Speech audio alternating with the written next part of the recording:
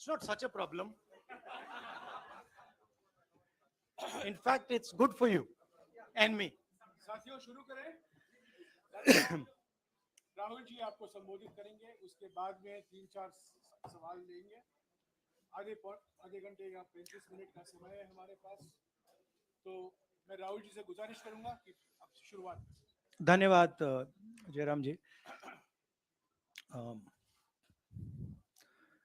कल प्रधानमंत्री जी ने पार्लियामेंट में 2 घंटे, शायद 2 घंटे 13 मिनट, 2 घंटे 13 मिनट भाषण किया। उसमें अंत में 2 मिनट उन्होंने मणिपुर की बात की।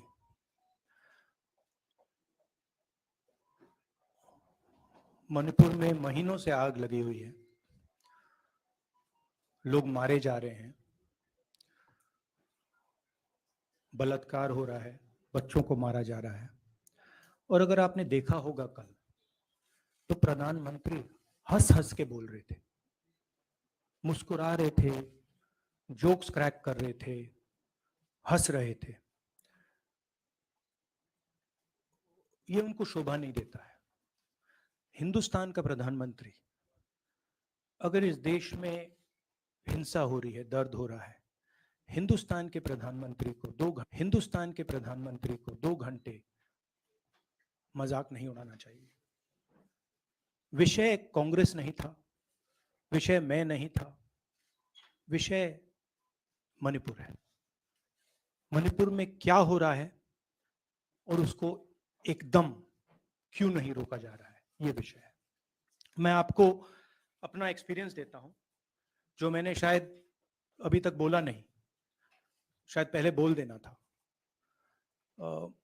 मैं अब तकरीबन 19 साल से राजनीति में हूं और मैं हर स्टेट में गया हूं। बाढ़ आए, तूफान आए, सुनामी आई थी, हिंसा होती है, हम जाते हैं। 19 साल के एक्सपीरियंस में जो मैंने मणिपुर में देखा और सुना, वो मैंने कभी पहले नहीं सुना था। मैंने पार्लियामेंट में बोला कि प्रधानमंत्री जी ने, अमित शाह जी ने भारत माता की हत्या की है, मणिपुर में भारत को खत्म कर दिया है। मैंने ऐसे नहीं बोला था, ये खोखले शब्द नहीं है। मैं आपको समझाता हूं मैंने ये बात बोली क्यों। जब हम मणिपुर पहुंचे, हम लैंड किए, हमें मणिपुर में दौरा करना था। जब हम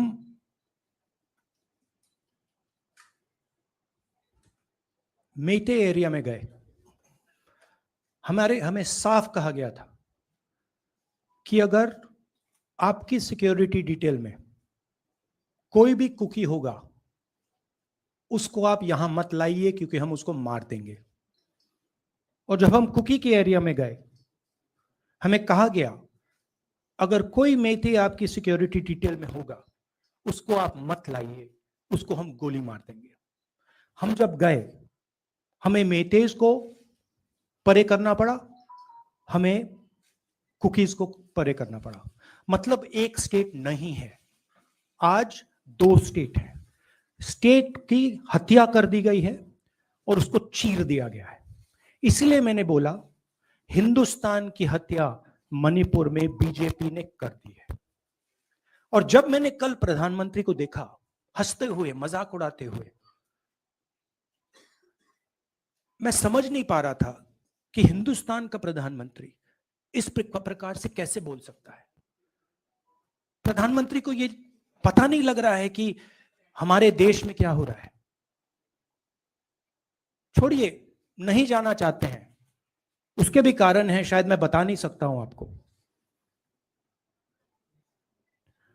उसके कारण है। मगर अगर जा नहीं सकते हैं, तो मणिपुर के बारे में बोले तो हिंदुस्तान सब जानते हो, सेना को आप जानते हो, जो मणिपुर में हो रहा है हिंदुस्तान की सेना उसको 2 दिन में रोक सकती है, 3 दिन नहीं लगेंगे। अगर हिंदुस्तान की आर्मी को कहा गया कि यह तमाशा बंद करो, 2 दिन में यह तमाशा ड्रामा बंद हो जाएगा। प्रधानमंत्री मणिपुर को जलाना चाहते हैं, आग बुझाना नहीं चाहते हैं, यह है सच्चाई। अब आप अपने सवाल पूछिए। Would you like me to say it in English? I watched the Prime Minister of India yesterday speaking for 2 hours, laughing, joking, लगाing naras in the parliament. The Prime Minister would say one line and the entire BJP would shout another nara. You know, the Prime Minister seems to have forgotten that the state of Manipur is on fire and has been on fire for 4 months. Women and children are dying over there. People are being murdered. Women are being molested, are being raped. And the Prime Minister of India is sitting in the middle of the parliament, shamelessly laughing. This is not about Rahul Gandhi. This is not about the Congress party. This is not about the opposition. This is about India. It's about our country. A state has been decimated. It has been destroyed. It does not exist anymore. And it has happened because of the politics of the BJP. Divide and rule and burn. That is why in my speech I said, Bharat Mata has been murdered in Manipur. It's very interesting. For the first time, the words Bharat Mata have been expunged from the parliament. It's an insult to those words. Whatever I said that is wrong. I have said Bharat Mata, which is an idea, which is the idea of India, where everybody lives peacefully, harmoniously, with affection, has been killed in Manipur. It's a fact. So, the word itself now cannot be spoken by the people of India. We cannot say Bharat Mata in parliament.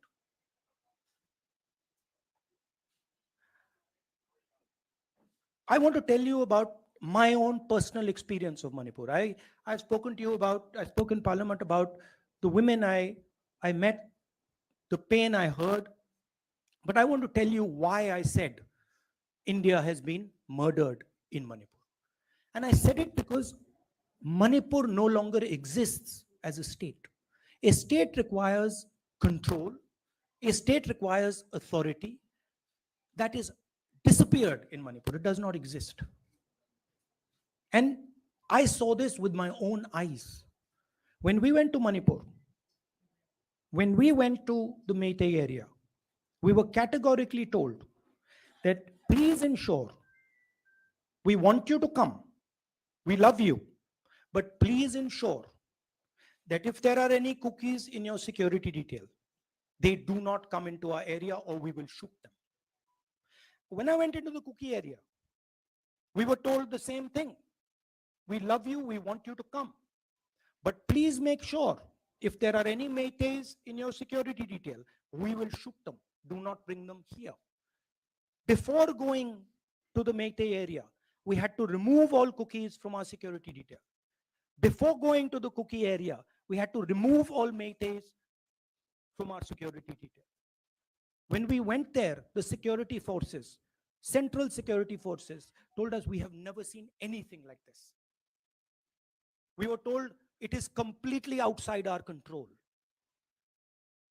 Okay?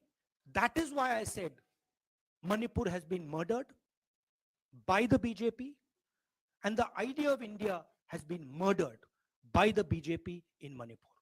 I was not speaking metaphorically. I was speaking literally.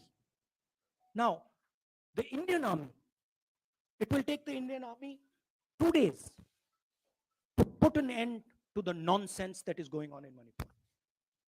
The Prime Minister refuses to stop the fire. He wants Manipur to burn. He allows Manipur to burn. Because if he did want it to stop. There are tools in the hands of the Indian government that can stop it immediately. I know. I have full faith in our army. I know. And every Indian citizen knows that if the Indian army is told, please put an end to this, it will stop immediately. There are reasons for the PM not being able to go to Manipur. I'm aware of those reasons. I don't want to say them publicly. But there are clear reasons as to why the Prime Minister is not going there. That is why we wanted Manipur to be on the agenda in Parliament. And what did the Prime Minister do? He ridiculed the state. He ridiculed the women of the state. He laughed at the women of the state. That's the truth. Now, please ask your questions. Sanjeev, mic dena hai. Finally, I just want to say one thing again in English. See, the Prime Minister, when he becomes Prime Minister, he ceases to be a politician. He becomes the representative of the voice of this country. The politics should be put aside. And the Prime Minister should speak not as a petty politician, as the leader of a political party, but the Prime Minister should speak with the weight of the Indian people behind him.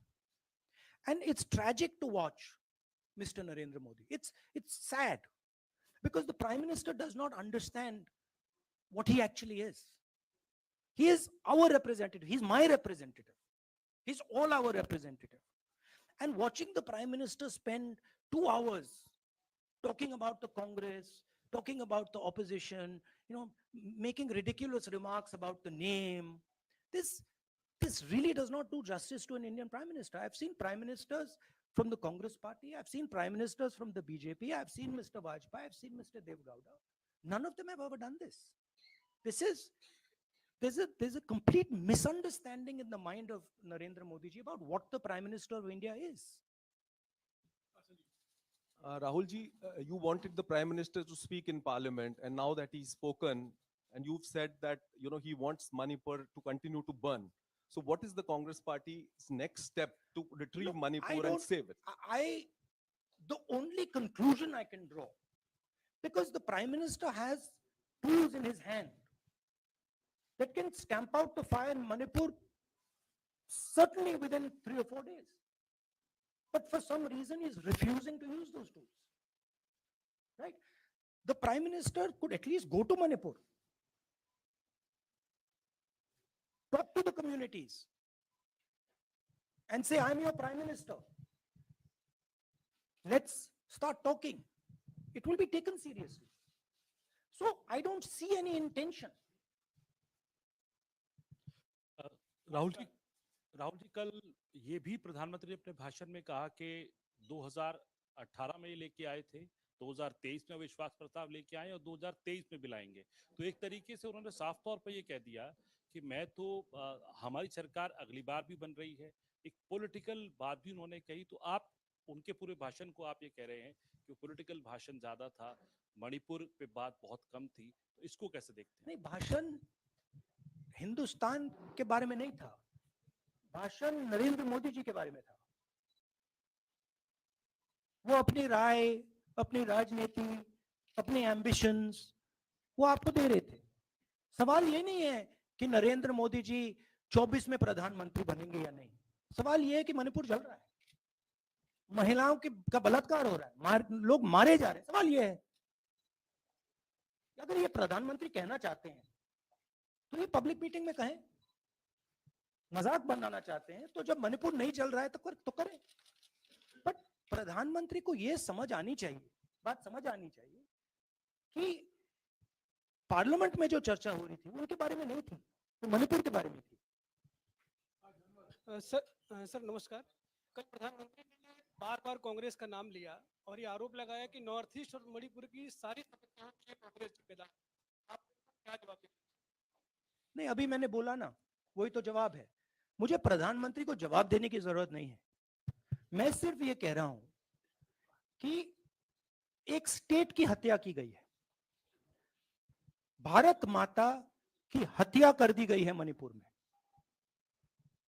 Bharat माता की हत्या मणिपुर में कर दी गई और प्रधानमंत्री लोकसभा में मजाक उड़ा रहे हैं, हंस रहे हैं, नारे लगवा रहे हैं।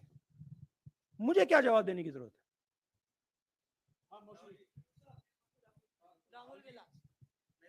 एक मिनट मोहित, ऑर्डर से please. Mr. Gandhi, you waxed eloquent. Rahul, आपने बोला कि प्रधानमंत्री ने बोला सदन में कि गृह मंत्री अमित शाह ने विस्तार से जवाब दे दिया। अमित शाह साहब ये कहते हैं कि मणिपुर के सीएम को हटाने की जरूरत इसलिए नहीं है क्योंकि उन्होंने हमारी पूरी बात सुनी और वो कभी भी कोई हमने डीजीपी चेंज किया, डीजीपी चेंज कर दिया, उन्होंने जो भी प्रशासनिक व्यवस्था हम चेंज करना चाहते थे, इसलिए मणिपुर सीएम को हटाने की मणिपुर कोई जरूरत सीएम, नहीं। जब मैं मणिपुर गया, मणिपुर सीएम ने हजारों वेपन्स जो लूटे गए, वो मणिपुर सीएम के नीचे ही हुआ। तो क्या अमित शाह चाहते थे कि ये हजारों वेपन्स लूटे जाएं?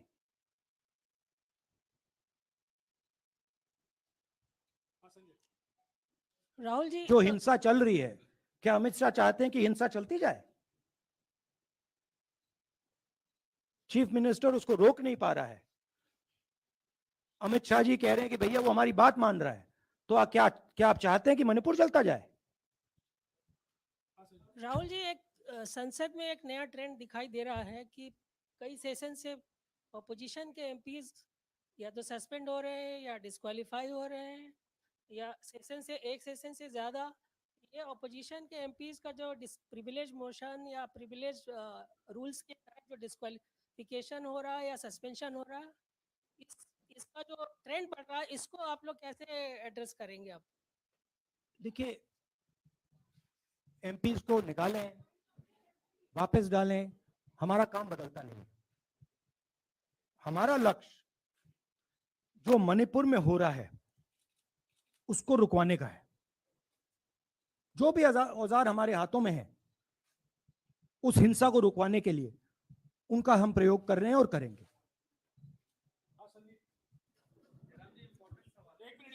Yeah, Mr. Gandhi, you talked about using the army, deploying the army to control violence. You spoke that in Parliament. You've repeated here. But the BJP has criticized you and even previous Congress governments, saying that we want to solve the issue through dialogue. And they've criticized that in the 60s, in 64, the Mizo National Famine Front was bombed by the Indian Army, by the Indian Air Force. So they said that, you know, they do not believe I have never heard in my entire career, I have never been told anywhere I have been in India that if you take this person as a security officer with you, we will put a bullet in his head. I have never heard it. And I heard it twice in Manipur. That means there is no dialogue in Manipur. There is pure violence taking place in Manipur. The first step is to stop the violence, put an end to it. I point out the army, but what I mean is that the Prime Minister has multiple instruments in his hands. He's not using them. It's been burning for 4 months. He's doing nothing and he's laughing. I'm amazed people can't see this, that he's sitting in Parliament and laughing. Jairam ji, Last question. Jairam जी, मोहित दुबे हूँ news nation से। आपने 37 minute का भाषण। जयराम जी, राहुल जी नहीं मतलब आप मुझसे जयराम कर रहे हैं या उनसे? राहुल जी, जय सिया राम। राहुल जी, आपने 37 मिनट का भाषण लोकसभा के भीतर दिया और 37 मिनट में सिर्फ आपको करीब 14 मिनट ही दिखाया गया, बाकी आपके चेहरे पे कैमरा नहीं था और आप मणिपुर गए, मैक्सिमम टाइम आपने मणिपुर के ऊपर बोला। इस परंपरा को आप किस तरीके से देखते हैं? पता नहीं, शायद कॉन्ट्रडिक्शन है। शायद पीएम मेरा चेहरा टीवी पे नहीं देखना चाहते, मगर फिर पीएम मेरी वीडियो के बारे में बात करते हैं, तो पता नहीं क्या है, बट मुझे लगता है शायद उनको मेरा चेहरा टीवी पे देखना अच्छा नहीं लगता। कोई प्रॉब्लम नहीं है, जो मैंने बोलना था, देखिए मुझे अपना काम करना है। मैं जानता हूं कि मीडिया पे कंट्रोल है, लोकसभा राज्यसभा टीवी पर कंट्रोल है, वो उसके बारे में मैं कुछ ज्यादा नहीं कर सकता हूं, मगर मुझे अपना काम करना है, मैं अपने काम को करता हूं। जहां भी भारत माता पर आक्रमण होगा वहां मैं आपको खड़ा मिलूंगा, भारत माता की रक्षा करते हुए मिलूंगा। ला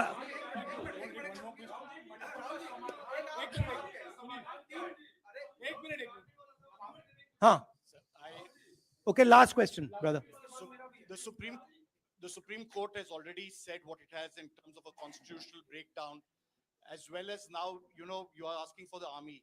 Do you believe that Article 356 is the only way out? Or I'm not asking for anything. Please don't misunderstand. It is not my place to decide which tool the Prime Minister can use, which instrument he should use. I am pointing out that there are multiple instruments that the Prime Minister has at his disposal, and he is not using a single one. I'm pointing out that Manipur has been burning now for 4 months, and the Prime Minister is in a very good mood. He's sitting in Parliament, he's laughing, he's joking. This to me seems completely insane. This has got to stop. India is burning in Manipur. The idea of India has been destroyed in Manipur. Let's rebuild it quickly. Thank you.